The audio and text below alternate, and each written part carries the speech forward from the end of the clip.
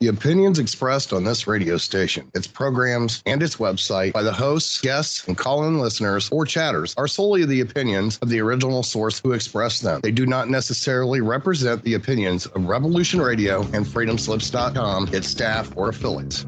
You're listening to Revolution Radio, freedomslips.com, 100% listener-supported radio, and now we return you to your host.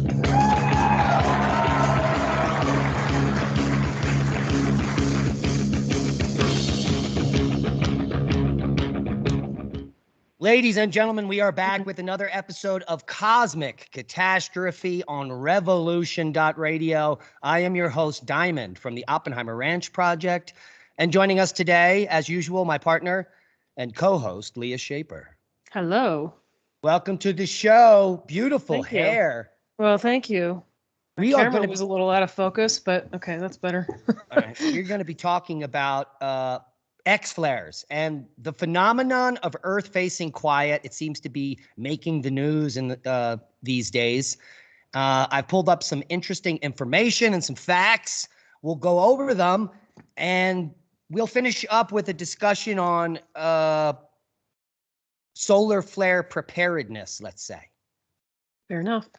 Now, the beauty of the Earth facing quiet is that we don't really need to utilize our solar flare preparedness because no large X flares have been shot at Earth recently. Not recently, no. No. Not to say that it doesn't happen, because it does, just not often. Yeah, so let's go over the facts.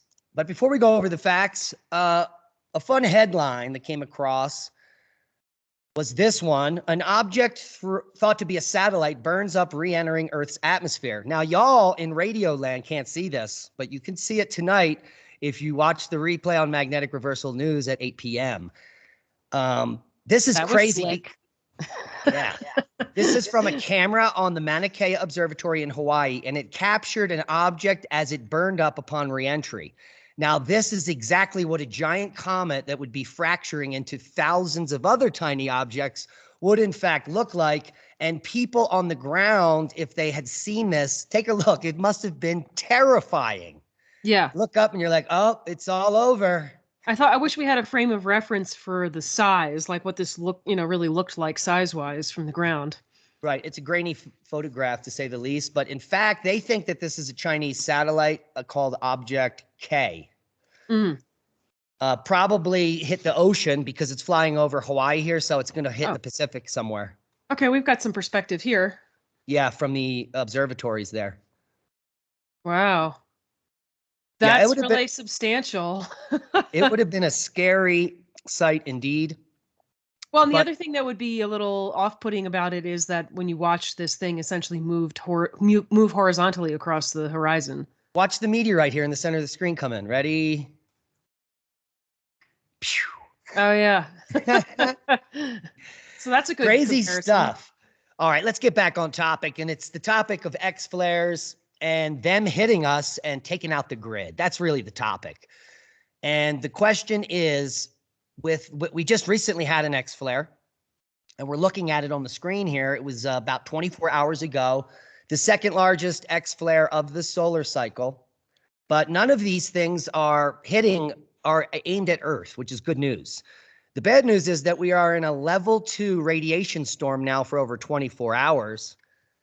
So we're looking at GOES 18 proton flux. And with a new flare just happening, see this small M flare there? Yeah. They're calculating this is also another flare from the backside of the sun. They're claiming that this M flare is even larger than the X 3.3. Right. So we've the M is all that's reaching us. Yeah, so we've got a pretty active region, the backside of the sun. And so some of these sunspots are going to be turning and facing Earth. But the problem is the sun is weirdly quiet. Now, what do we mean by that? It's not that quiet. Here is all the X flares in the last solar cycle, and you can see there's dozens of them. Mm-hmm. The issue is that only 2 of 26 X flares had any chance of giving us a geomagnetic storm. 2 of 26, and that is the phenomenon that people are referring to as Earth facing quiet. And we can look at a chart, the number of days with geomagnetic storms per year, and it becomes quite clear that at the beginning of solar cycle 24, the amount of geomagnetic storms fell precipitously. Yes. And this doesn't have to do with lack of flaring, because geomagnetic storms only happen when flares are facing Earth. It has to do with the angling of the flares. So the big question is, what is going on? Yeah. Do you have any thoughts on the idea? I mean, there's several different variables to look at. Can you go back to the geomagnetic storm graph there? This one? Yeah, I mean, because without knowing, for example, let's say in 2009, without comparing this exactly to how many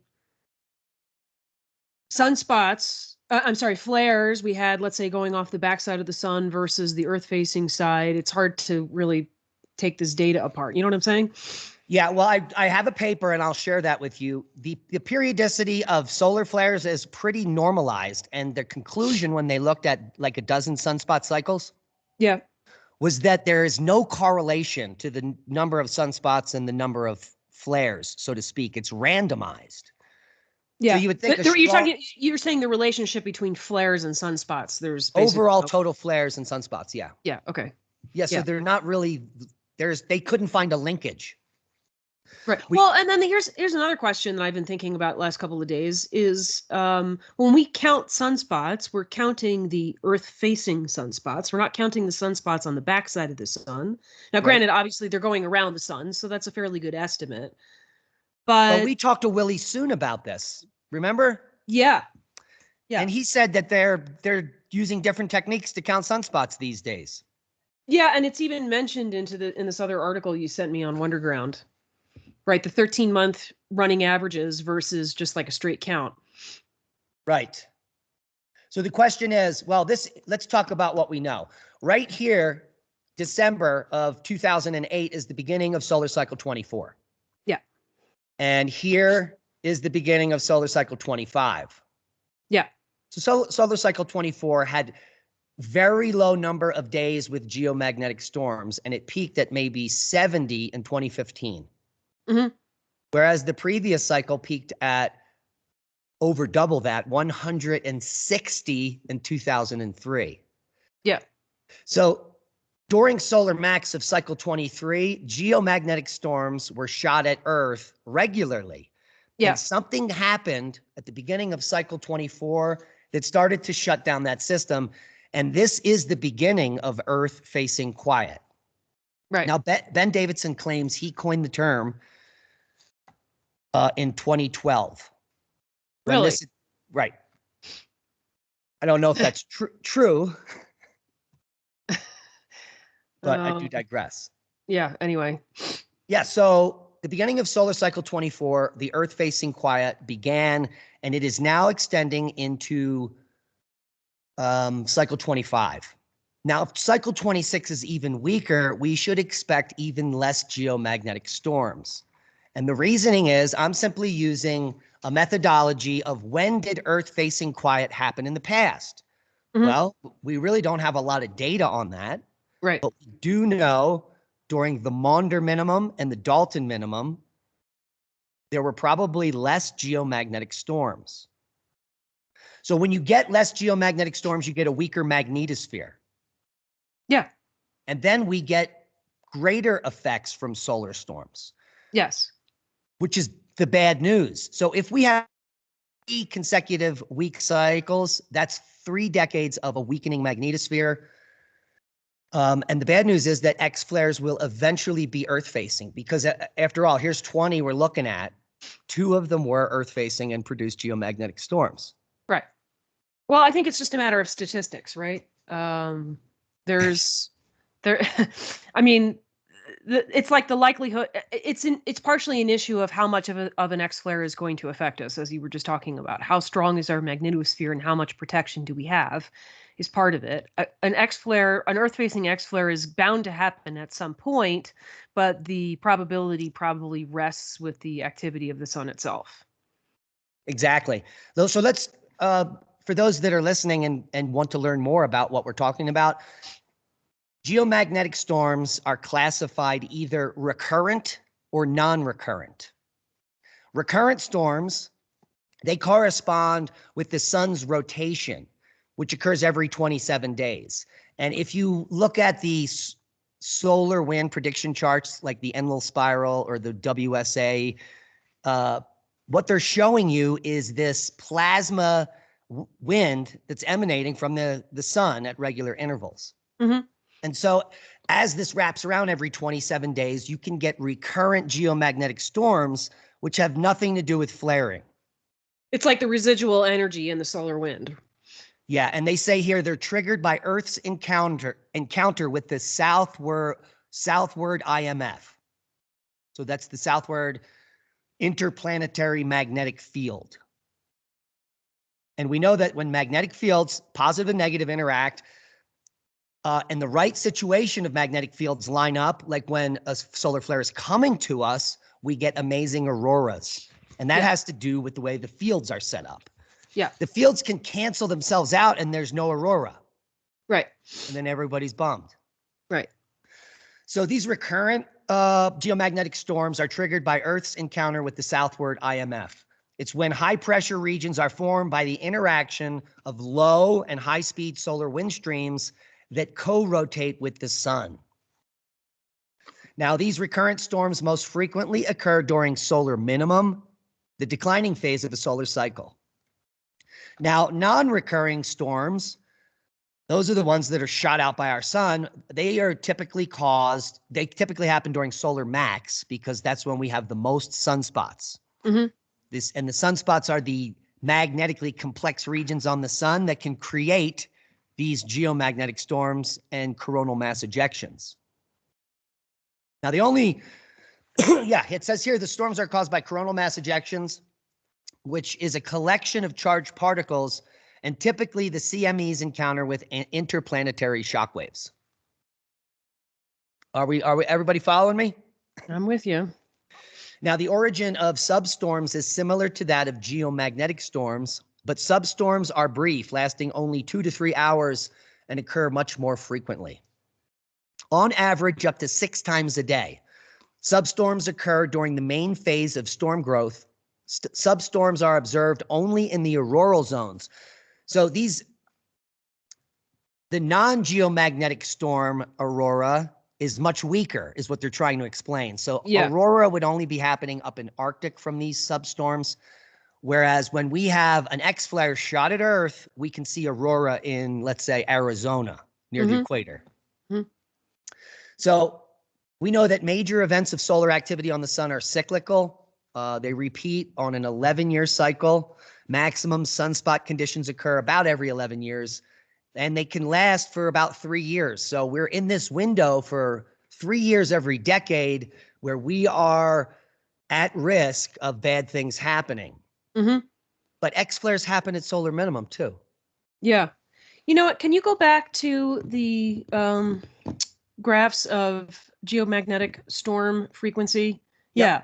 So something else I was thinking about here, it's interesting that in one sense it makes sense, right? It absolutely makes sense that we're going to have fewer geomagnetic storms at the beginning and end of solar cycles, right? Because there's less activity on the sun. But also it occurred to me that perhaps part of the reason for this, right, is you've got the magnetic fields of the sun are starting further away from the equator of the sun. And as we go further into that solar cycle, they get closer to the equator, right? Which then means that we have more magnetic mixing here, which is basically the origin of magnetic instabilities, CMEs, solar flares, et cetera, coming off the sun. You know? Yeah, and that can be seen, that can be visualized by the butterfly diagram. Right. As you progress in the solar cycle, the sunspots and therefore the solar flares get closer to the equator as the magnetic fields are about to flip. And when they flip, they go back to the polar regions. Right. So that essentially is at least in part an explanation for the change in solar activity from minimum to maximum in any given solar cycle. Right. And then you see the result of that in the geomagnetic storms we see on Earth. Exactly. But here's more interesting comparisons. If we look from 1950 to 2000, the number of sunspots each cycle looks almost exactly the same. Yeah. But the solar cycles are very different. Look, like 20 and 19 are day and night, but they seem to have the same amount of sunspots. Yeah, I was looking at these graphs and thinking that there's a few interesting things here. Okay, the 1970s, we had like an ice age scare, right? Because you can see that the average daily sunspot area is rather low in the 70s compared to the 60s and the 80s. And yet the when you look at the graphs of the placement of the sunspots, it doesn't look all that different in 1970. And then similarly in the 1930s, it was pretty darn warm in the 1930s, but yet we're like coming out of what looks to be some sort of grand solar minimum. Yeah, based on the number of sunspots. Right. Cycle Which, by the way, is very convenient. But this is very convenient for the global warming narrative, right? Because 1880 is, just post-industrialization, right? And then you see the solar activity increasing from there. Yeah, a straight ramp up. Right. Right. And the sun doesn't heat Earth. No, it has nothing to do with the climate on Earth at all. All right. So this is an interesting paper from 2021. We're looking at geomagnetic storm occurrences and the relation with solar cycle phases, which is similar to the graphs we just looked at. But here is a really nice graphic where geomagnetic storms are on top. So this is a larger data set than the 2-cycle one we were showing in the beginning. Mm-hmm. And it goes for all the way back to the 1950s. And again, you can see no correlation between the number of geomagnetic storms and the type of cycle. Look, this is like the most storms, and this is a pretty weak cycle compared to the 2 prior. Yeah. Where one of the biggest cycles has less than that. And then you can clearly see from this, looking at all of them, they're pretty similar in scope until you get to 24, where it completely shuts down. Yeah. By a factor of 50%. We are having 50% less geomagnetic storms starting with solar cycle 24, and that is telling. And why? Yeah. Because the last time this happened was during the Dalton minimum and during the Maunder minimum. I would actually argue here in this graph that you could look at the solar cycle from 65 to 75, and I would say there's kind of significantly fewer solar storms in that era. It's not nearly as pronounced as 2015 roughly. Exactly. But this is solar max here from 1980 to 2010 right here. Yeah. The literal peak. And we can see the maximum number of geomagnetic storms. And then something happens across this threshold. Yeah. And it's literally shut down. Yeah. Now, what was it? What is it? What's going on? Because back in the Maunder minimum, the magnetic field on Earth was much stronger. Right.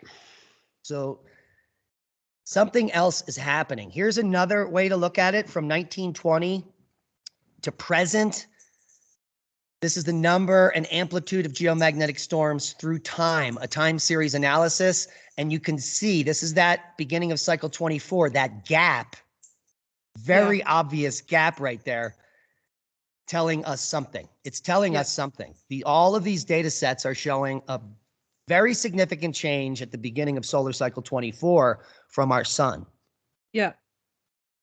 I wish this graph was stretched out a little bit horizontally on the x-axis. That would be a little bit easier to pick out the pattern.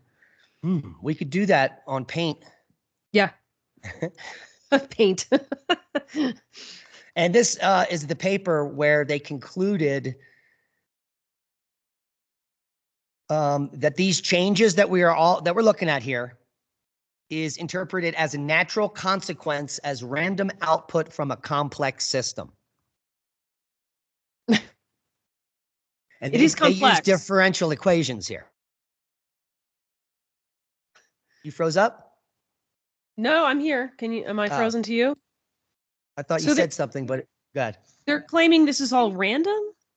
Extreme geomagnetic activities, a statistical study. The conclusion, which is only literally a half a paragraph, is that the amplitudes of magnetic storms and solar SSs and substorms essentially follow a long normal distribution, with large amplitude events showing a possible excess from the log normal distribution, which follow the power law distribution. This is interpreted as a natural consequence, as a random output from a complex system.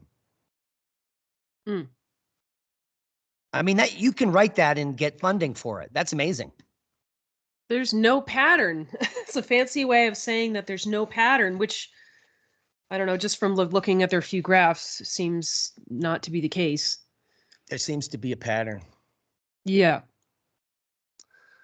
All right, so the good news is that even though we're getting dozens of X flares every solar cycle, they're not faced at Earth. Now, what are the odds that one of these will be faced at Earth? It's very high. Yeah. And so do we have any examples of it? And the answer is yes. I actually had some of it pulled up, but I just don't remember where in God's name that information is. We know that in 1989, a geomagnetic storm affected a power plant in Quebec, which caused a blackout. We also know the Carrington event caused people to light on fire. But back then, the infrastructure as far as wires and a technological society didn't exist. Could you imagine if it had happened 50 years later, let's say in 1910? I think like most major cities that would be lit on fire. And so today, it's even more crazy. The infrastructure is spread out through the forests all over the world, that if we had a major event, the planet would light on fire. Well, I mean, more than that, and I've said this many times about such an event, is that it would be civilization ending, because all of the entire functioning of our society now depends on wires and electricity. So, bye. Now, the good news is that there's a way that you can defend against electromagnetic pulse or these large geomagnetic storms. And many people for the last decade have been talking about, what's the obvious one? Faraday cages. Right. And you can even use your microwave oven if you don't even have one. At the last moment, you know something's coming, you put all your electronics in there and shut the door until the event is over. And at least you can save some communication devices, a laptop, cell phone, etc. But there's newer technologies we're going to talk about in this show that this morning when I found out about them literally blew my mind. You can paint over things and do the same thing, if not better than a Faraday cage, because these paints are conductive and they literally suck any of the electromagnetism into the surface. Okay. Therefore protecting what's inside. Right. That's pretty freaking amazing. Yeah. Well, it's the same concept as a Faraday cage. It's just doing it with paint. Doing it with paint. And so and it's all because of the increase in nanotechnology. And guess what? One of the ingredients is graphene. Yeah, Ian Crossland would be very happy. I was about to say, yeah. Now, the possible threat of an electromagnetic pulse, an EMP weapon to our grid, either as a weapon or as a result of a natural phenomenon like a huge solar flare, as occasionally crops up in the news.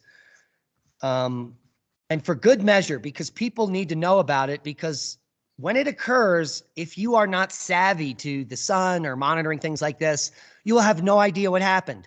You may wake up one morning, the internet's out, the power's out, and you're like, oh, I wonder what happened. And you'll never know because it's never coming back on. Right. Well, you'll know if you talk to your neighbors or whatever. But even then, you're like, oh, or whatever, we're having a neighborhood-wide power outage. And then a week later, you're all like, what's going on? And maybe one of your neighbors watches our channel and they'll be able to tell you.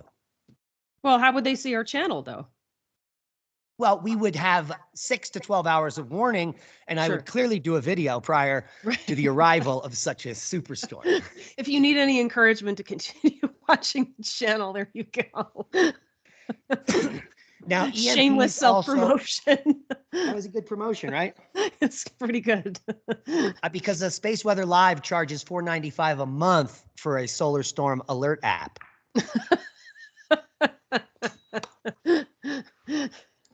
Now, these EMPs are also called transient electromagnetic disturbances.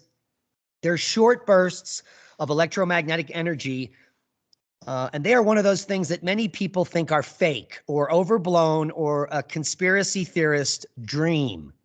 But I have bad news for you. A U.S. commission to assess the threat to the United States from EMP attack, the first edition, well, that came out in 2019 and has been updated in 2022. Mm-hmm. Now, back in 2008, the government funded a report of the Commission to Assess the Threat of the United States from an Electromagnetic Pulse Attack. Now, this would be an act of war. Mm-hmm. And both of these documents clearly show that, unfortunately, the high likelihood of on purpose or accidental, thanks to the sun, one of these events is coming. It's coming. It's not a question of if, it's when.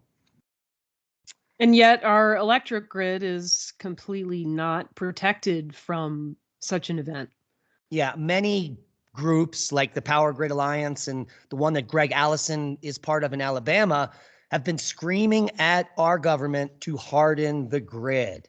Mm-hmm. And if nothing else, to have large Faraday cages filled with the components we would need to replace it. Right. Exactly. So EMPs can be either natural from things like extreme solar geomagnetic disturbances or man-made like large thermonuclear detonations at altitude, even cyber attacks. Mm-hmm.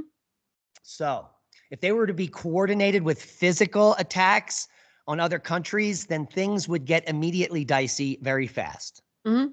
And there's nothing you can do about it. You would need to be prepared. Yeah. Oh, here's the date I was looking for. The phenomenon of large electromagnetic pulse is not new. The first human-caused EMP, and they didn't know this was going to happen. This is how stupid science is. Can you imagine creating a nuclear bomb, lighting it off, and didn't know you were about to fry the grid? Yeah. So back in 1962, the U.S. government, when a 1.4 megaton Starfish Prime thermonuclear weapon was detonated 400 kilometers above the Pacific. This was no joke of a bomb. In fact, the Starfish Prime thermonuclear weapon was 100 times bigger than the bomb dropped on Hiroshima. And Starfish Prime resulted in an EMP. Now, they're doing this in the middle of the Pacific. They don't think it's going to affect anything. Right. But it actually knocked out the grid in Hawaii 900 miles away. Mm-hmm. It knocked out 300 streetlights, set off burglar alarms, damaged cell phone company microwave links that shut down telephone calls from Kauai to other Hawaiian islands. Yeah. And that was from 900 miles away. Detonate a bomb like that over the center of the U.S. at 10 miles up, and the whole U.S. goes dark.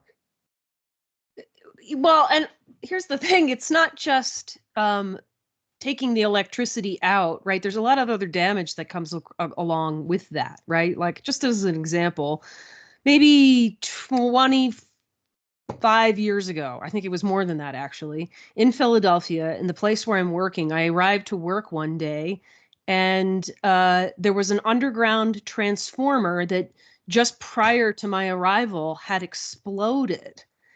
And it was amazing that nobody got hurt. Like the physical damage that caused. I mean, it's like literally like an eruption coming out of the ground. And so anywhere that you have transformers exploding, I mean, if you've ever heard a transformer explode, it's very loud. It's like, it sounds like a lightning strike or something. And there's a lot of physical damage. So it's not just the lack of electricity. There's stuff blowing up around you. Yeah, did they have to put out a fire? I don't remember, honestly. All I remember is that we were all sort of, shuffled away from the building because this happened right in front of the building where I was working at the time. Downtown I think there was Philly? a fire. I just don't remember. That was in downtown Philly. No, West Philly. Okay. Well, most things there are stone. So anywhere there's a transformer that's out in nature, like the one in front of our house on Lower Blanco. Yeah. Yeah, that's 3 feet from trees and other things that light on fire.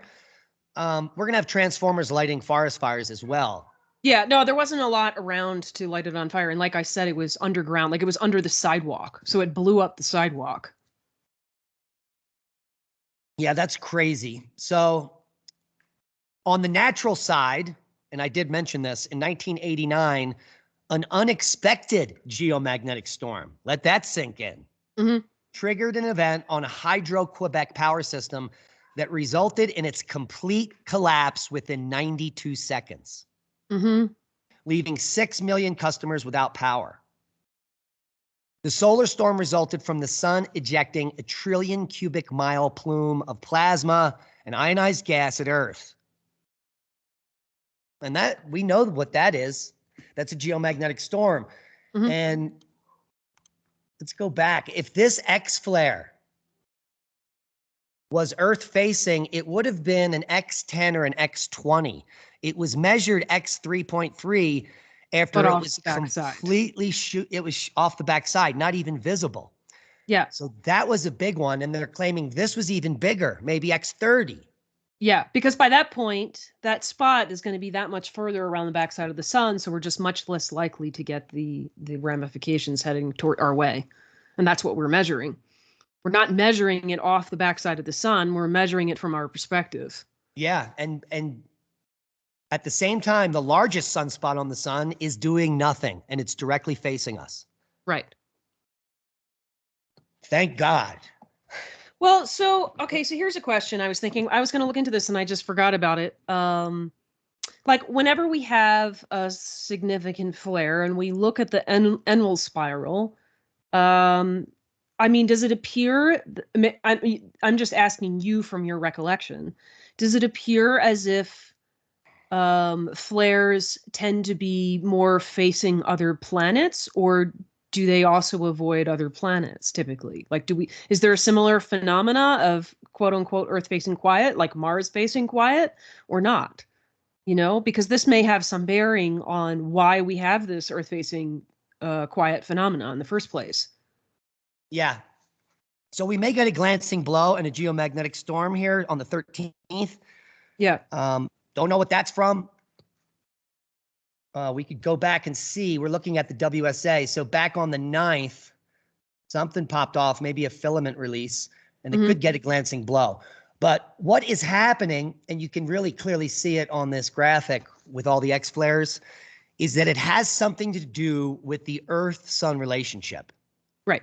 That it's always flaring on the limb. So it mustn't matter where planets are, because the planets are always in random places near the limb, or it's always flaring on the limb. And that can be proved statistically here. I mean, it's so obvious. So it has something to do with the Earth-Sun connection being so good that it prevents those sunspots from flaring at us. And once it gets weak enough towards the limb, it just goes, oh, thank you, boom. So it has something to do with our magnetosphere and our electromagnetic relationship with the sun, which and that shifted at the beginning of cycle 24. Right. So that would also suggest that, I mean, I really don't know anything about let's say the magnetosphere of, let's say, Mars or other planets. Right. But I would sort of expect that that has something to do with it. Yeah. Well, we're going to supply you with links to the electromagnetic pulse protection and resilience guidelines for critical infrastructure. And let's talk about this new technology, EMR shielded paint. And I pulled up a 5-gallon, this is 1.3 gallon bucket. Let's see how much these are. $230 for a gallon and a half. Now, what makes this different is that you can paint your steel container with this. Right. And your shed. Just a wooden shed painted with this becomes a Faraday cage. Yeah, but I think you still need a continuous surface, don't you think? To act Right. like You a would have Faraday to cage? seal the door. Yes. Right. You would have to like caulk every crack and paint over that too. Yeah, of course. Yeah. You'd have to take your time. But Yeah. this is definitely cheaper than buying copper. Could you imagine how much it would cost to make a copper shed? That would be like $20,000. Right. And so this is a cheaper option. They also make fabrics. What I Right. did for all the people listening and to support our channel, if you want to buy any of this stuff, it's in our store. So I put all these EMF fabrics, paint, tape, all different kinds in the store. So what you can do is get a really well-sealed container that all your stuff fits in and paint it. Mm-hmm. And then make a really good seal. Or when that geomagnetic storm is coming, you take some of the grounding tape or copper tape and you seal it shut. Yeah. It's that simple. I mean, And the then, easiest thing to do would be to use like plastic totes, right? That like seal Oh, yeah. fairly well and then bolster all the seams, the openings, and then just paint when it. the storm is coming, tape it airtight and you're golden. Yeah. You could even tape it airtight and paint it. Well, you have to paint it. Yeah. Yeah. The plastic tote's not going to help you if you don't paint it. And some of these products are pretty cheap. They make pretty good sized pieces of EMF proof fabric for like $12, which you could wrap up your stuff in. But does an EMF proof fabric serve the same purpose as an EMP, let's say, paint? Yeah, no electromagnetic frequencies penetrate. Well, that's like the easiest solution because you can just make a bag with the fabric, right? You can just put whatever you want in and make a sack out of it. Right. But if this is a big storm, I think you would want to be redundant. Put all the stuff in a bag, in your box, and tape it shut. Right. Yeah. Then you have double protection. But the big question is, why are we saving? What electronics are we saving and why? Because if the grid goes down, there will be no communication. Right. Well, like I would save things like external hard drives where I have, data or information that's important, documents that are important to me. We have some ham radios handheld like Bofwangs. You could do that so that you could search the airways if someone else was putting out a signal. Right. Because there are going to be certainly radio operators that have Faraday cages and protect their devices. Right. So that's something you could think about. Also, a laptop that has hundreds of movies or books or PDFs or information that would be important on the other side. Mm-hmm. Because many people don't have actual physical libraries. They're in apartments or whatever. They don't want to have enough books. You can store endless volumes of PDFs on thumb drives and external hard drives, like you said, and that could really help kickstart any future organization if necessary. Yeah. Yeah. I mean, I'm always a huge proponent of like one of the most important things you can save is any kind of information that helps you figure out how to handle things differently, right? So any kind of prepping books or resources like that about how we did things, let's say in the old days or whatever. Oh yeah, all those olden days books that are out now. Yeah. Yeah. Yeah. Like things that no one knows how to do anymore, I just got 2 copies of How to Be a Mountain Man. I was just about to mention that. Yeah. Right. Which shows you how to wildcraft all kind of stuff. And how to make clothes out of leather and, Yeah, stuff that we don't know how to do anymore. Right. Exactly. All right. I think we beat that with a dead horse. We're also going to give you a link to the report on the commission to assess the threat of the United States from EMP pulse attack.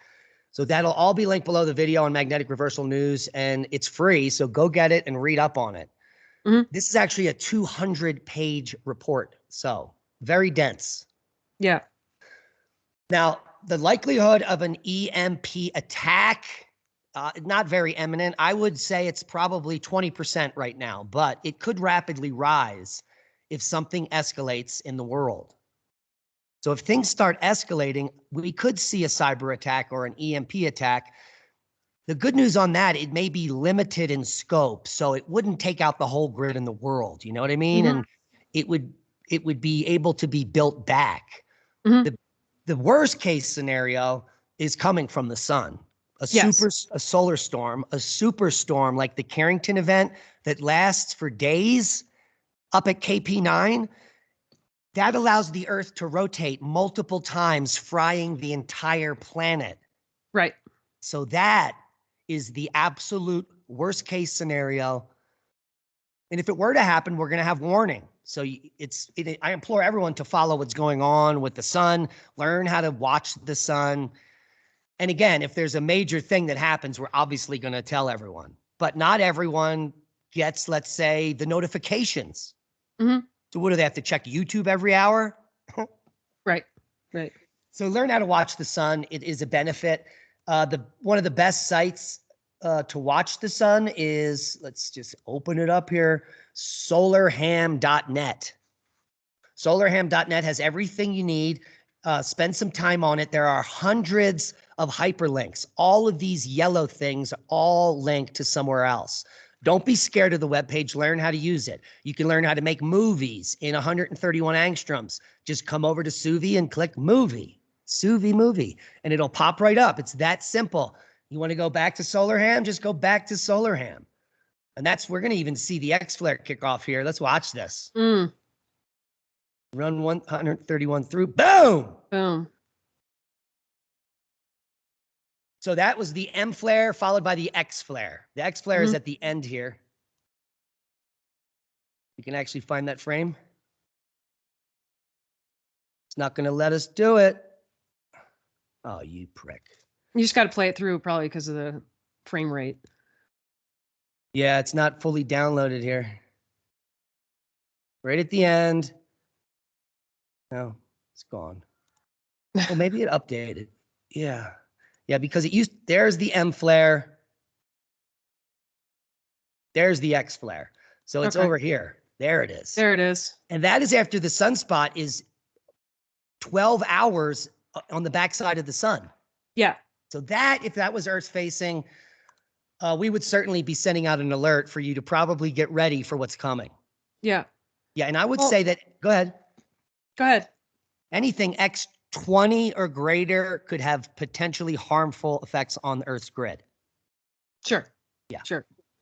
Well, and then if only we could solve the mystery of the Earth facing quiet, that would give us great, predictive value in terms of when something like this might happen or under what conditions. But we don't know and the why answer. Did these two X flares get through right when it was facing us? Right in the middle of the disk too. Yeah, so this is critical. And now we're at solar max. The majority of the sunspots are now at the equator. We are at the highest risk for a direct hit. Right. What's weird is that this one down here, that shouldn't be down there. The last X flare. Yeah. But if you come over to the butterfly diagrams, it's not always as it seems. Let's see if I can pull this up, if I can even find it. Couldn't that have just been early in the solar cycle? It would be considered an early sunspot in cycle 26. But it's too early, 5 years early. Do you see how these overlap? Mm-hmm. Yeah, they overlap by several years. And sometimes you get aberrations. You can see these dots that are way out of place. Yeah. Yeah, so it's just, it's not typical, but it happens all the time. The majority at solar max of the sunspots are going to be right at the equator. You can see this is solar max right here. Mm-hmm. Yeah. I wonder too, by the way, this is sort of a separate topic, but just because I brought it up earlier, I mentioned that in 1930, when it was fairly hot, there doesn't seem to be like a particularly greater number of solar spots. And then similarly in 1970, there doesn't seem to be that much less. But I wonder if it's really the density that's hard to see on that butterfly map. Yeah. Yeah. Because that's really what that graph is really showing in low resolution is where the sunspots are, but it's not necessarily showing how many, although we do have because the graph below it shows how many. Yeah, so here we're looking at the solar polar fields, which have reversed, by the way, last year. Yes. So we're headed towards solar minimum already, and we're racing towards it. Yeah. All right, so I hope. Pretty significant drop-off in activity in the last two solar cycles. Yeah, as far as the solar polar field strength. So maybe that has everything to do with it. If the solar polar field strength is above 100 nanotesla, Earth-facing quiet goes away. Maybe when it drops below a threshold, like right here, we're sitting at 75 nanotesla. Maybe that is what the effect is. Maybe. Stronger solar polar fields, more Earth-facing geomagnetic storms. Weaker, it only pops off on the limb. Right. Right. Now, the real question is, who were the megalithic builders?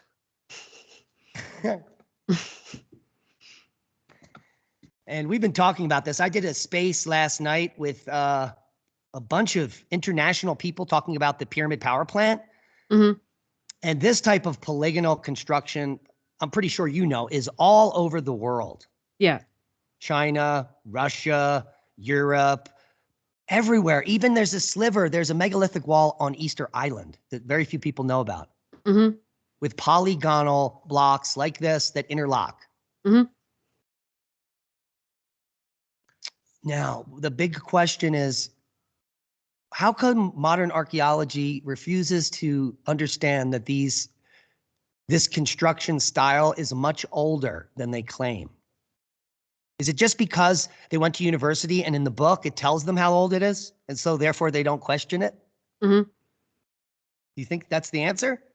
It may be. I mean, I think there's a large segment of the population that doesn't really think very critically about what they're observing.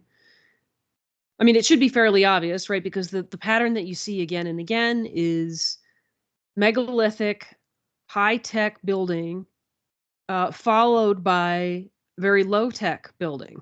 Yeah, you can see what they put on top here. You can see it right there. Yeah. So that in and of itself, that shift from, style to style, it's not just a style, it's a technology. That is what really needs to be questioned. Like, why is that? When did that happen? What did the people who did the high tech stuff, what did they know that the other people didn't? I mean, that in and of itself, that should be the signal.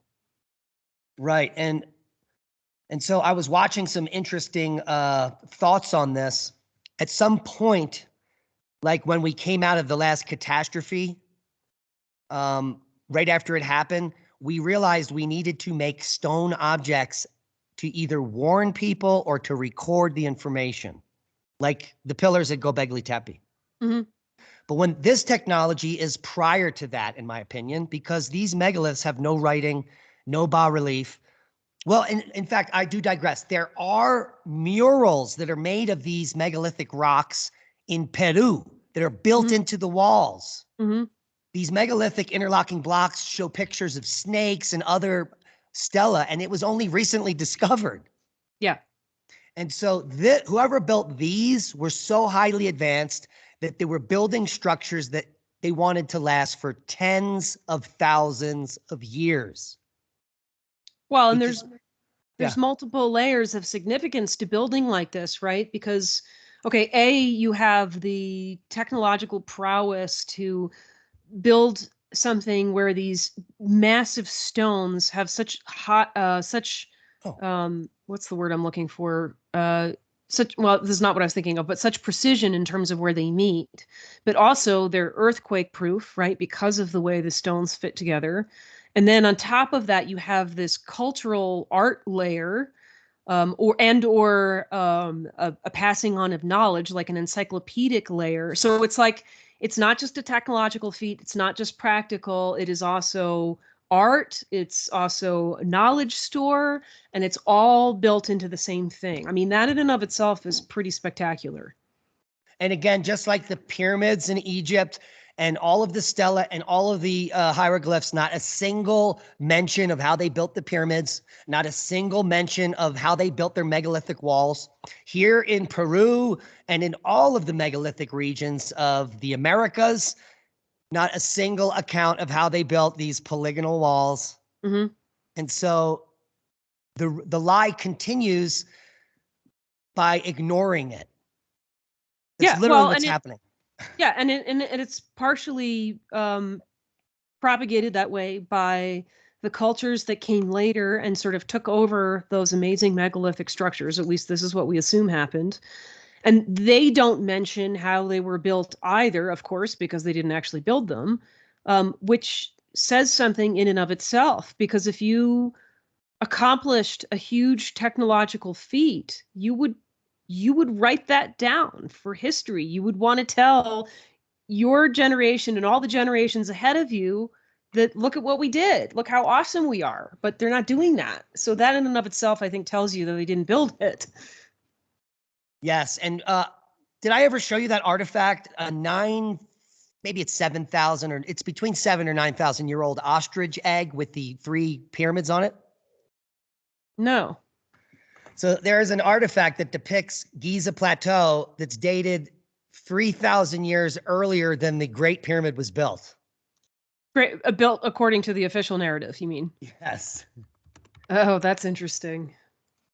Where's this artifact from? I'm Googling it. Okay.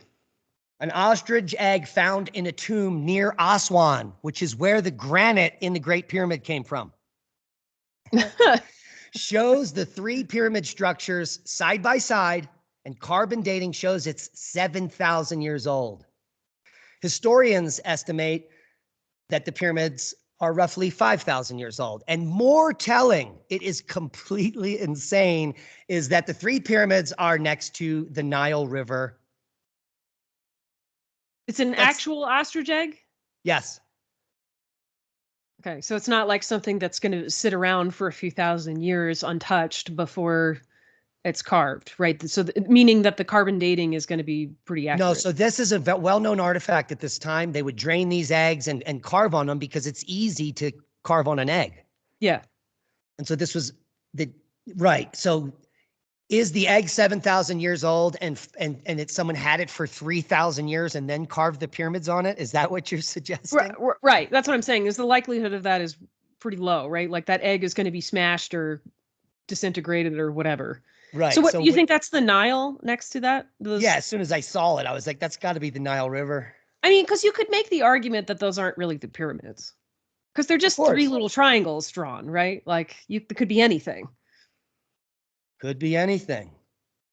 So it'd be interesting to see what else is on this egg. There's another. Like what is the circular pattern up towards the top of the egg? Atlantis. 3 concentric circles. What else would it be? That's the city of Atlantis. Mm-hmm. And so the Nile takes you to Atlantis. Well, you actually have to go out into the Mediterranean and then into the center of the Atlantic to go to Atlantis. But there's also ancient polar maps that show 3 circles like this up in the North Pole.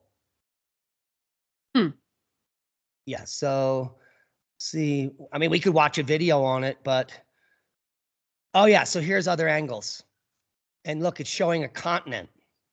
Here are the 3, there's 3 pyramids and a continent. Or it could be a chicken leg. Clearly, this wasn't a very skilled artisan, and it is 7,000 years old. Yeah. Interesting. Very interesting. And it is food for thought, nonetheless. Yeah.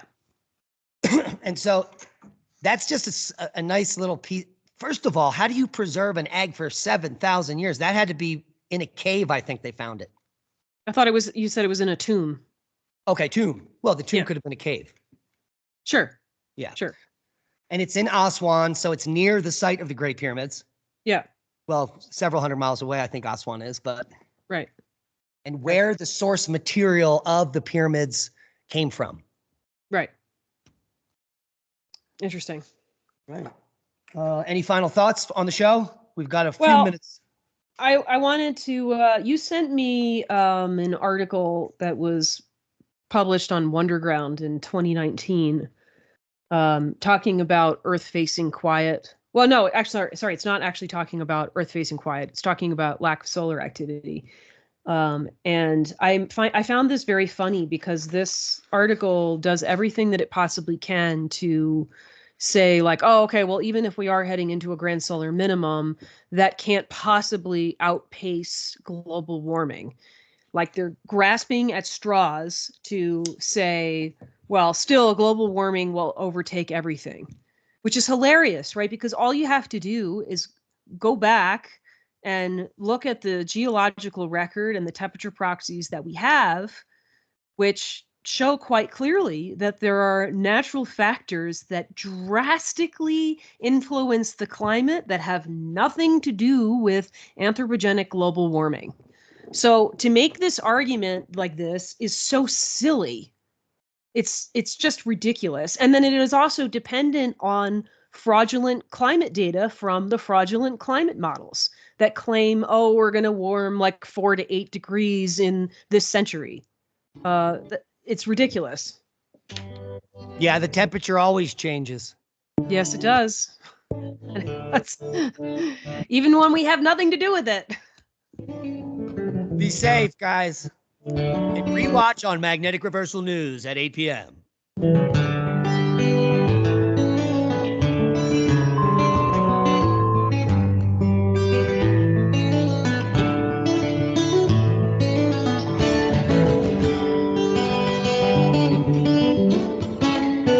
Listen to Revolution Radio at freedomslips.com. We'll be right back after this message.